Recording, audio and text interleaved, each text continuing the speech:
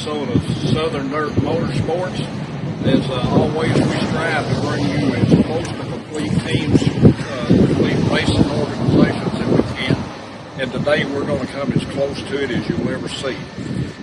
Just picture yourself, if you will, for a few moments. Some year back in the 50s, you were on your way to the Winchester Speedway. Maybe you needed a little gas. Maybe you were a little hungry. This is probably where you would stop. This is in Callan, Tennessee. It's the real Texaco service station, and it was a service station. So, if you would stop here to get gas, you'd get your tires checked, you'd get your water checked, you'd get your oil checked, you'd even get the bugs cleaned off your windshield. And that's why they call it a service station. It's not like a quick sack that we know as today. So today you're going to meet Mr. Leonard Brown, a service station owner. He was one of the first car owners to race at Winchester. He still has one of the original race cars that raced at Winchester. And we'll be showing you that. We'll introduce you to Leonard. Gary Lorance will be my co-host today. Tammy Freeze and my wife Doris will be videoing this, and Roy will be helping direct the thing. So come along with us. It's going to be quite a ride. Enjoy it, everybody, and everything. Thank you. Welcome everyone to the continuation of this episode of Southern Dirt Motorsports. As promised, I've got my good friend Gary Lorance as my co-host today. And we've got Brother Leonard Brown here with us. Leonard, he's a very prominent person in Callan, Tennessee. If you have lived in Callan any time at all, you already know who Leonard Brown is. If you're a new resident, you've heard of Leonard Brown. But before we get through with this episode, you're going to know who Leonard Brown is, and you're going to be very, very proud to know him. Leonard's racing days goes back to the early days at Winchester Speedway. He was one of the first car builders and owners at Winchester Speedway. He actually owns one of the last open wheel cars that raced at Winchester Speedway, and he's been kind enough at the end of this sometime. We're going to show that to you, share that with you, and we thank you for being with us, Leonard. And Gary, could you explain to us, everybody, about, I remember you was at the first race they had at Mountain Speedway, out by the old VFW. That's been a long, long time ago. Yes, sir. You was there with a little A model, and I believe it's number 77, wasn't it? Yeah, all mine was 77. You always run that number. What inclined you to have 77? I don't really remember what that started my family cousin Floyd. He might have. There's all kinds of stories out there about guys getting hold of old flatheads and finding pennies, and share with us what that was about. You could take the intake manifold off, and it's a heat riser that heated the fuel. And you could plug a penny, same size as a penny. And we take the hammer and drive 2 pennies down each side. And when you started, it rattled, just like a Harley Davidson. It made the intake manifold. Yeah. That's what it was all about. Flatheads was one of the few engines out there that actually had an exhaust port circulating through the water jackets on them too. And they was hard to keep cool, wasn't it? Yeah. That was the main thing, is getting one to run cool.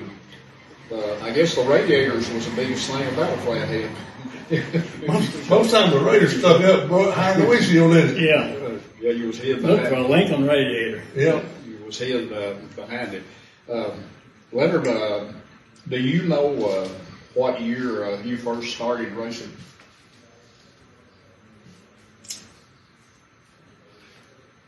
Yeah, wouldn't worse.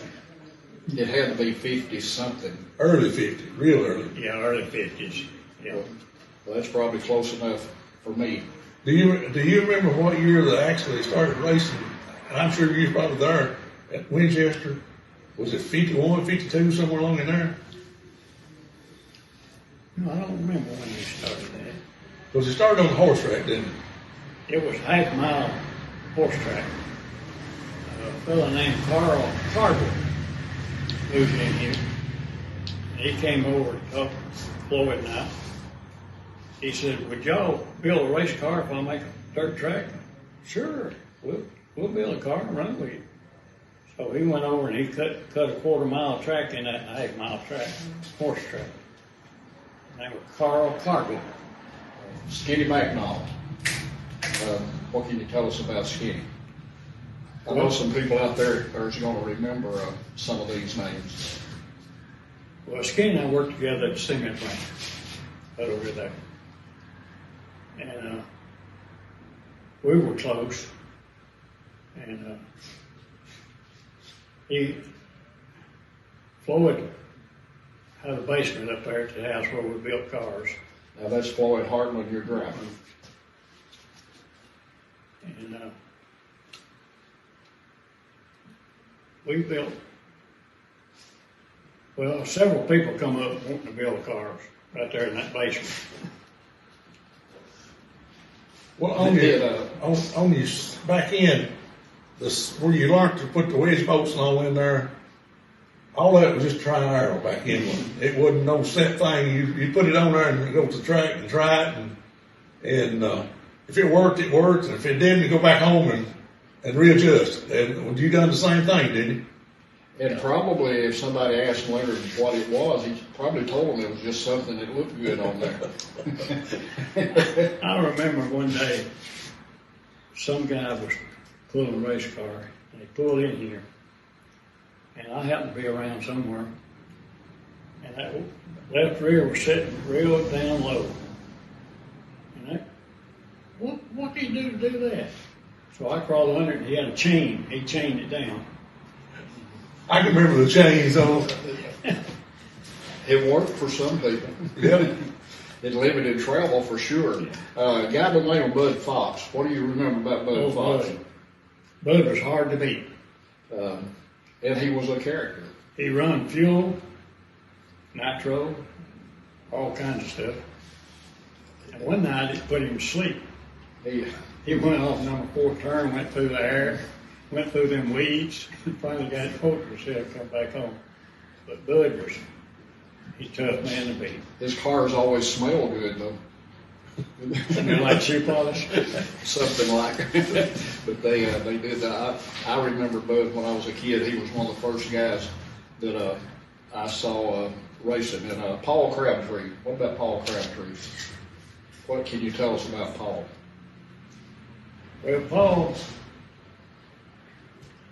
he's a real good driver, and his dad-in-law built him a car, or financed it. Paul he was a good driver. And they built skeeters too, and he drove a skeeter. Let's see. What about an old guy with the name Earl Lorance? Did you ever race with a guy named Earl Lorance? I've heard of it. I remember what. Yeah, I think it's where he was from, and he's quite a legend within himself too. Yeah. He used to be sort of hard to beat at Winchester or wherever he was at, and I think a lot of us grew up admiring him too. Did you build race cars for other people? Other Just helped them. But you didn't actually build the whole cars. Before you stopped racing, had we gone to the overhead valve engines then, or was we still racing the flatheads while you were still racing? We were flatheads. You stayed with flatheads all the way through. So that was along about 64 or somewhere along in there, 63, 4. I think 66 was The last year. last year. I know that we started. Of course, we were on flatheads all the way up till at least 64 or somewhere, 63, 64, somewhere along in there, in the overhead valves. But the flatheads was kind of sentimental, wasn't it? Tell us about how bad it was on them to change them jets in that carburetor every time. Yeah. The sun changed on it. You didn't have nothing like that, did you? No. What them two are talking about, flatheads were a little bit temperamental, but a guy that knew how to tune one of them, in that Earl Lorance that we was talking about, just happens to be Gary's dad. He would change jets between heat races and features. I know at some tracks, and he might have all of them, but I know that he did some tracks, and that's how temperamental a flathead was. But to get everything out of them that you were going to get out of them, you had to know that, and you had to do those things. And it was that just little bit that made the difference between the winner and the loser. And old Leonard Brown, he's one of those guys that knew about that too, and he'd keep that smile just like he's got now and do it. And so, and he kept I can remember the A-Mall coupe, the white, what was this white, wasn't it? 77. And that at that time, of course, I was little then, I was like, I don't know, 7, 8 years old. And on the TV, there was a show on called 77 Sunset Strip. And I always thought that's where you got that at. But No, not really. But that was always his number, and I can remember that car. He was body man. He kept his car slick. Well, Leonard fit the description real well. He had the black hair, and I don't know that I ever heard him called Cookie or anything, but he might have been called a lot of other things when he won the feature.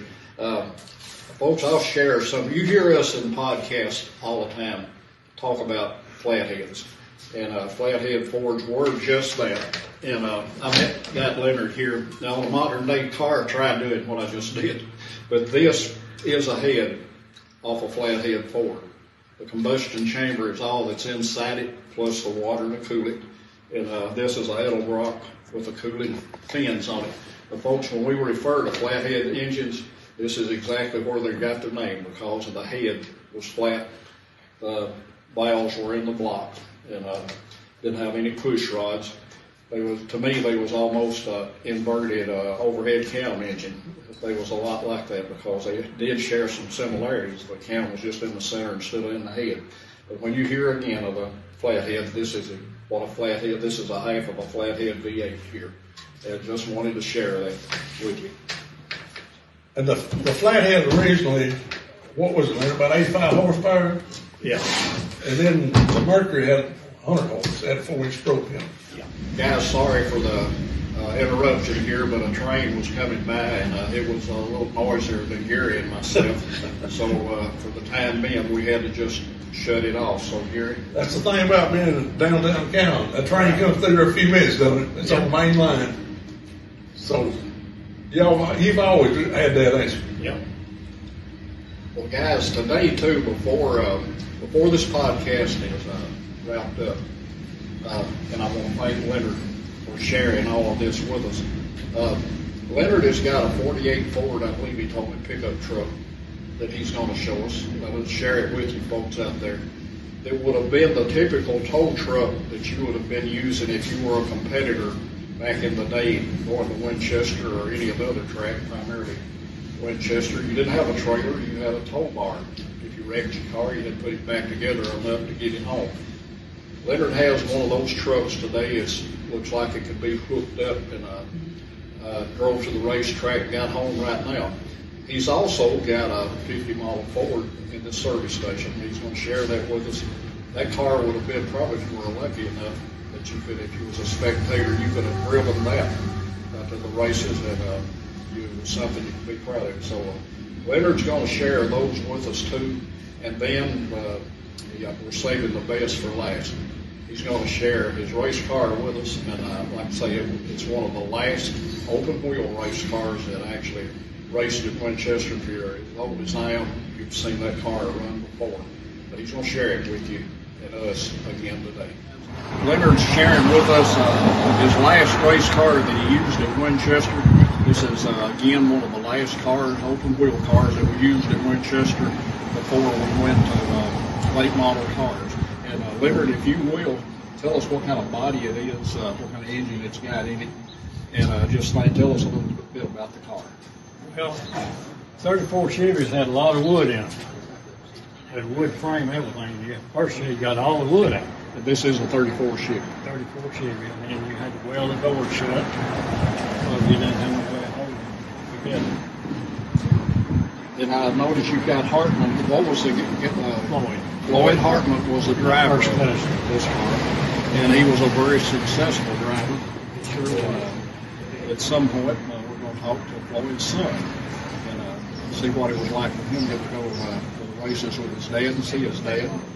And This is a time capsule within itself. It's still got the tires on it that was used. If they're not, they're exactly like the ones that was used when it was competing at Winchester. When these cars were being used.